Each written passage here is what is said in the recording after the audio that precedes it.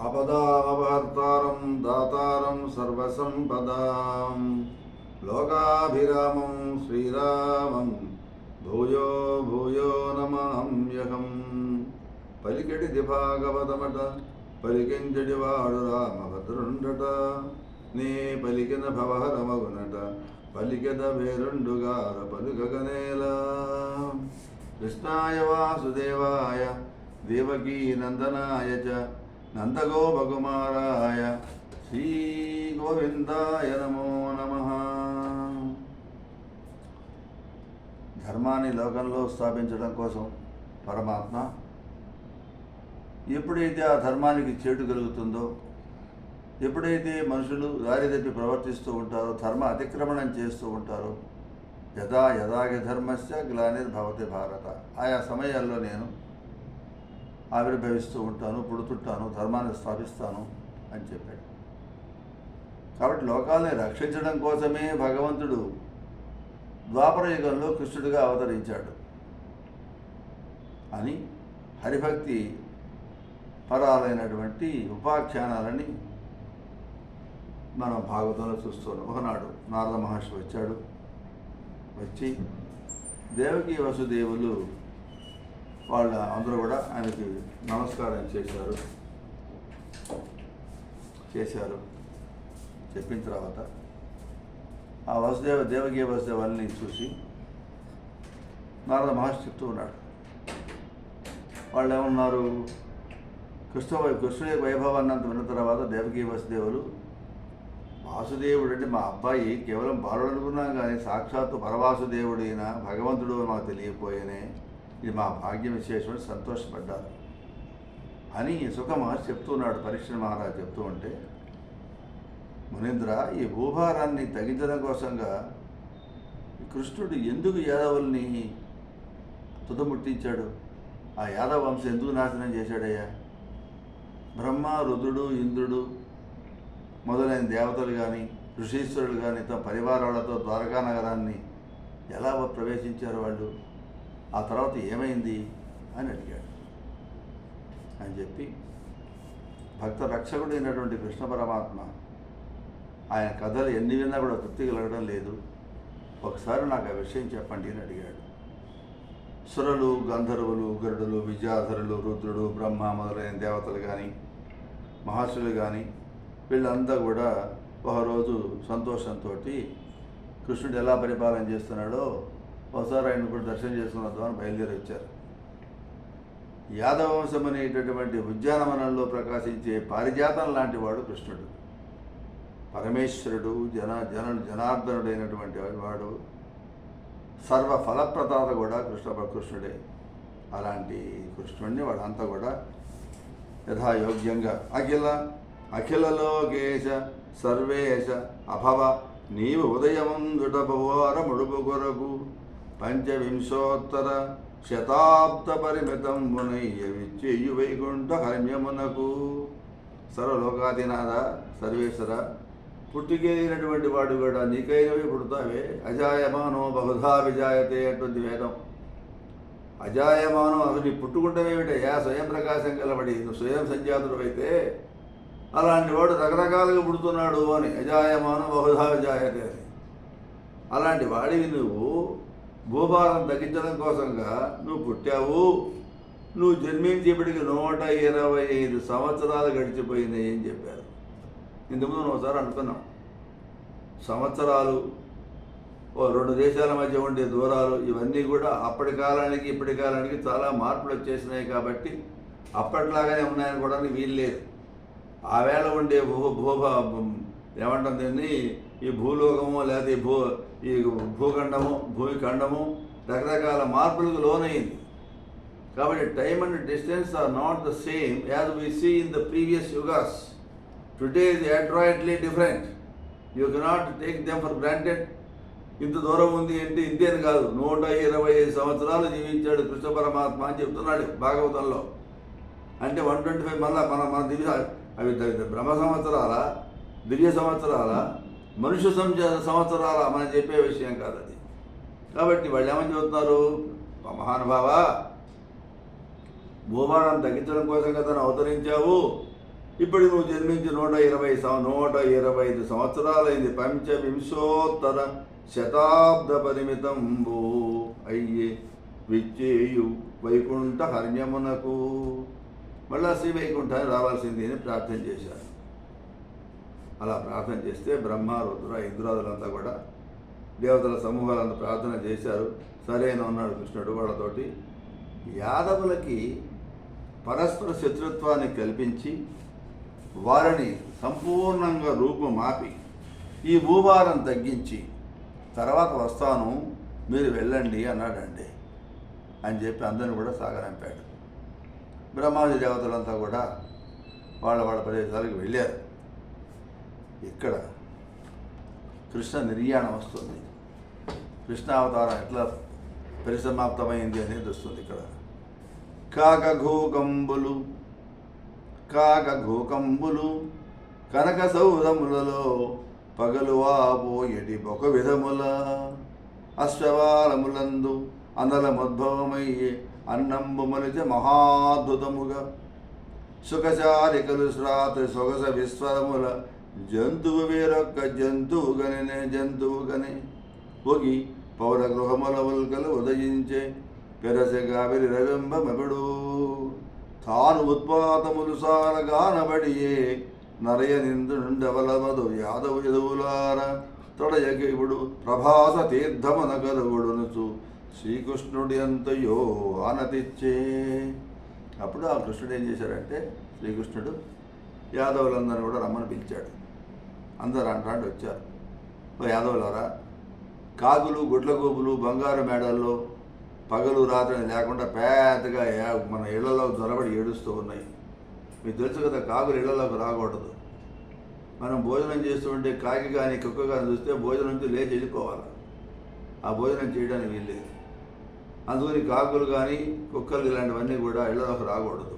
ఇప్పుడు కాకులు కానీ గుడ్లగోపులు కనుక కాపురం చేస్తే ఇళ్లలో ఆ ఇల్లు నాశనం అయిపోతుంది, వంశాన్ని దెబ్బతగుతుంది. కాబట్టి అది అపశకునము అని చెప్తారు మన వాళ్ళు. అందుకు కృష్ణ పరమాత్మ అంటున్నాడు, యాదవులారా, కాకులు గుడ్లగోపులు మన బంగారు మేడల్లో పట్టపగలే లోపలికి వచ్చేసేస్తున్నాయి. గుర్రపు తోకలు ఎందు మంటలు పుడుతున్నాయి. చిలుకలు గోరువంకలు రాత్రిపూట వికృతంగా అరుస్తూ ఉన్నాయి. ఒక జంతువు మరొక జాతి జంతువుని కంటున్నది.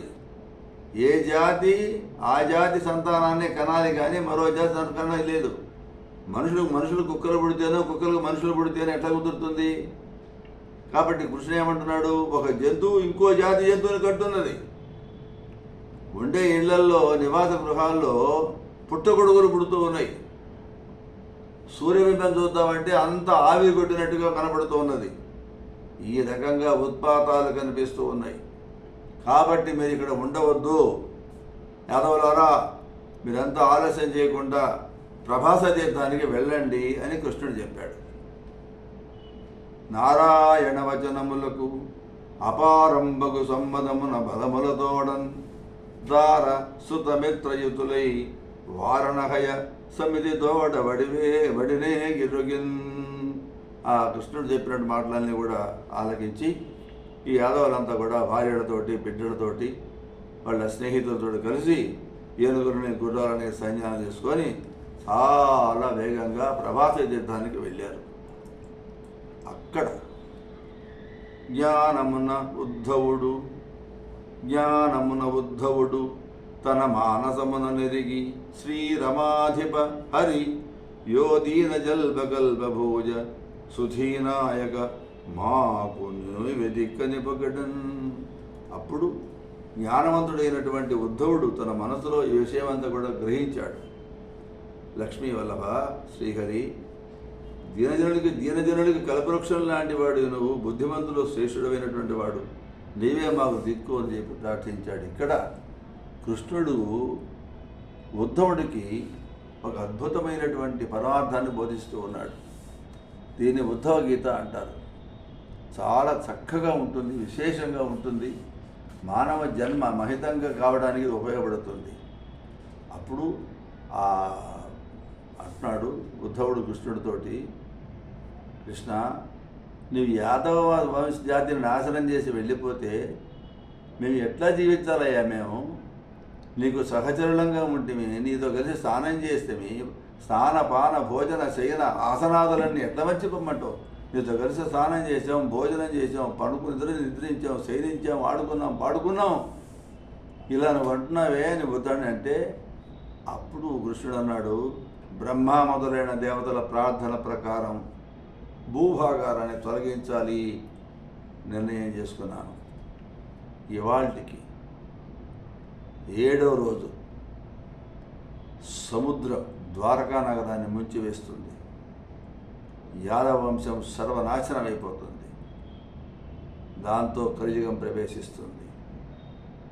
అప్పుడు మానవులు ధర్మం వదిలినటువంటి వాళ్ళు, ధర్మం వ్యతిరేకంగా ప్రవర్తించినటువంటి వాళ్ళు, సదాచారాన్ని ధిక్కరించినటువంటి వాళ్ళు, మంచి మర్యాద లేనటువంటి వాళ్ళు, అన్యాయపరులు, బుద్ధ సమానం రోషంతో పౌరుషంతో బతికేటటువంటి వాళ్ళు, మందుమతులు, అల్పాయుష్కులు, రకరకాల రోగాలతో పీడించబడేటటువంటి వాళ్ళు, నాస్తికులు, వీళ్ళంతా ఒకళ్ళొకళ్ళు మెచ్చుకోకుండా ఎప్పుడు తిట్టుకుంటూ ఉంటారు వాళ్ళు.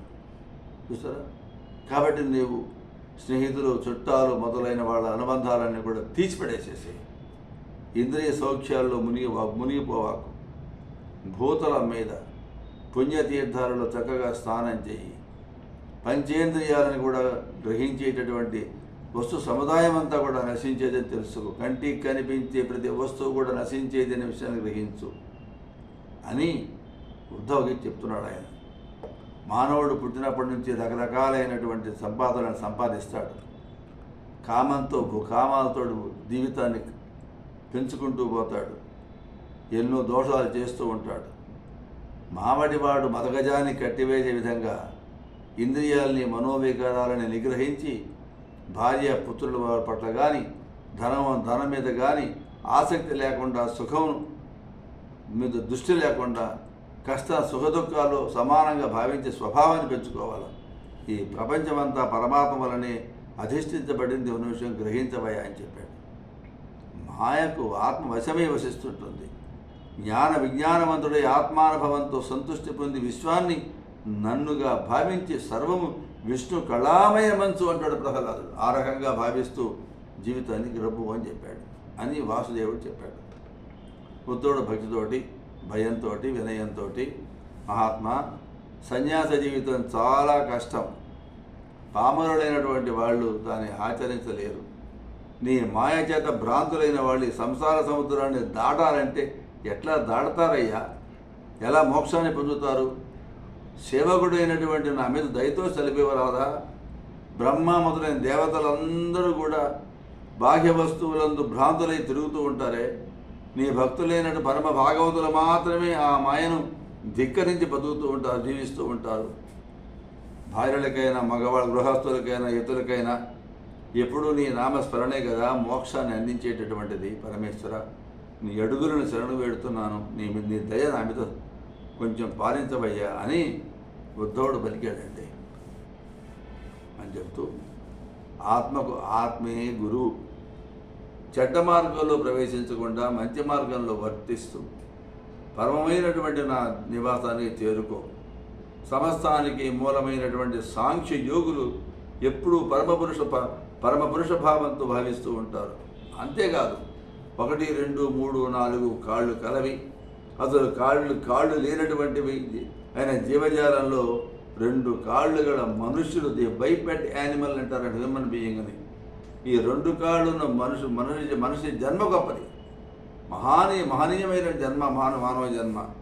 వాళ్ళు నిరంతరం కూడా ధ్యాన గరిష్ఠులై యోగీశ్వరులుగా ఉండేవాళ్ళు కొందరు ఉంటారు, సంశయాలతో ఉండేవాళ్ళు కొందరు ఉంటారు, సత్వగుణంతో కొందరు ఉంటారు, రజగుణంతో కొందరు, రకరకాల మనుష్యాణం రహస్యేషు కశ్చిత్ సిద్ధయ్య అని చెప్పినట్టు రకరకాల మనుషులు ఉంటారు.